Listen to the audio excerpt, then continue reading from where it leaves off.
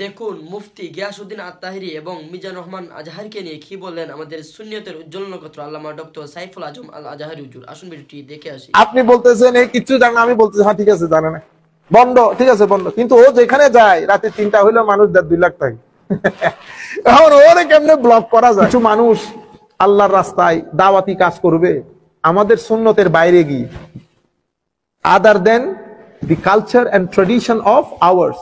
আমাদের যে কালচার এবং tradition, calling people towards the fold of Islam, ওই কালচারে থাকবে না, অন্যরকম হয়ে যাবে। এখন আমরা যেরকম করতেছি আর কি, দাওয়াতের কাজ হওয়া দরকার ছিল লিওয়াজহিল্লাহ। এই দাওয়াতের কাজগুলা নিয়ে কত ছল চাতুরি করতেছি আমরা। হ্যাঁ, আমরা একজনকে আনবো বিদায় খুব চেষ্টা করছি, আরেকজনকে কেমনে ভিতরে ঢুকাবো। একজনকে বাইরে থেকে আনার জন্য চেষ্টা করছি, আরেকজনকে কেমনে ভিতরে ঢুকায়। তার বলে কোন বক্ত বলে কারে পাথর মারছে, তার বিরুদ্ধে কেস করে অনেক চেষ্টা করছে।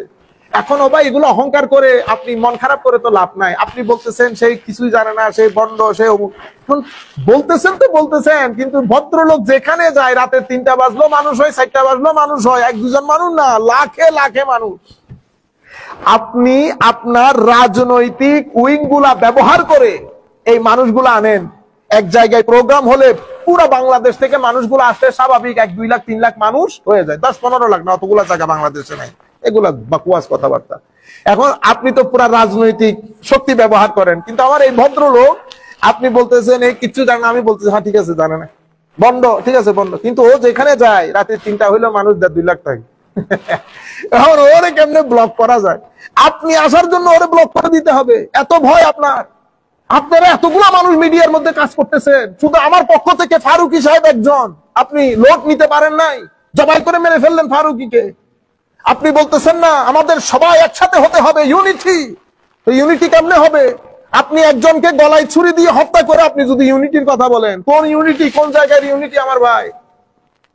আপনারা বুঝতে পারতেছেন? আমরা বলি যে আমরা মুনাফিকি না করি, যা ভিতরে তা বাইর করি, ভিতরে এক বাইরে আরেক না রেখে আমার নবীর আরেকটা হাদিস পড়বো, এটা পরে শেষ করে দিচ্ছি। জিনিস তারিফু মিনহু বাতিন কি, তুমি কিছু ভালো লাগবে এর কাজের কিছু ভালো কিছু মন্দ। কুলতু ফাহাল বাদ যালিকাল খাইরে মিন শার, হুজুর এর এই খাইরের পরে, এই ভালোর সময়ের পরে কি মন্দ সময় আসবে, মন্দ কিছু?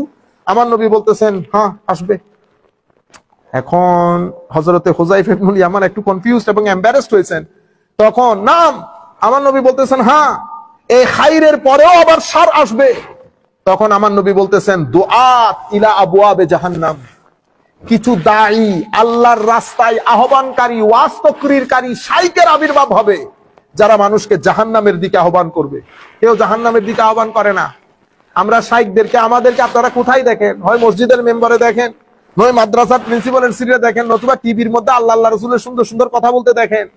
কিন্তু আমার নবী বলতেছেন দুআত ইলা আবওয়াবে জাহান্নাম, তুমি যে জায়গায় দেখো সেই ডাকে কোন জায়গায়? জাহান্নামের দিকে।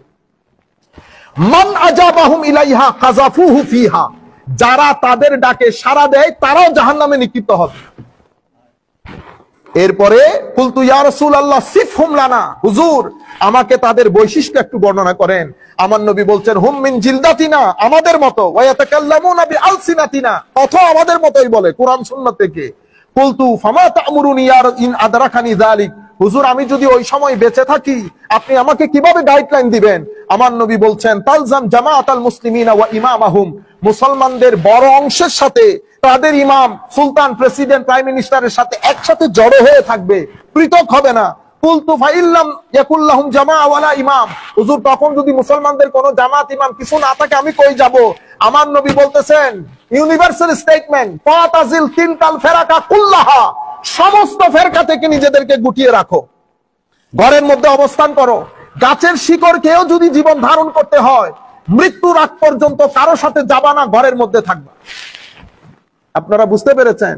আমার নবী সাল্লাল্লাহু আলাইহি ওয়াসাল্লাম ইরশাদ করছেন ওয়ালাউ আনতা আদা বিআসলি শাজারাতিন হাত্তা ইউদরিকাকাল মাউতু ওয়া আনতা আলা যালিক, তুমি কারো সাথে যায়ও না, কারো সাথে শরীক হইও না, কারো সাথে যুক্ত হইও না, ঘরের মধ্যে থাকো, গাছের শিকড় খেয়েও যদি জীবন ধারণ করতে হয় জীবন ধারণ করো মৃত্যুর আগ পর্যন্ত।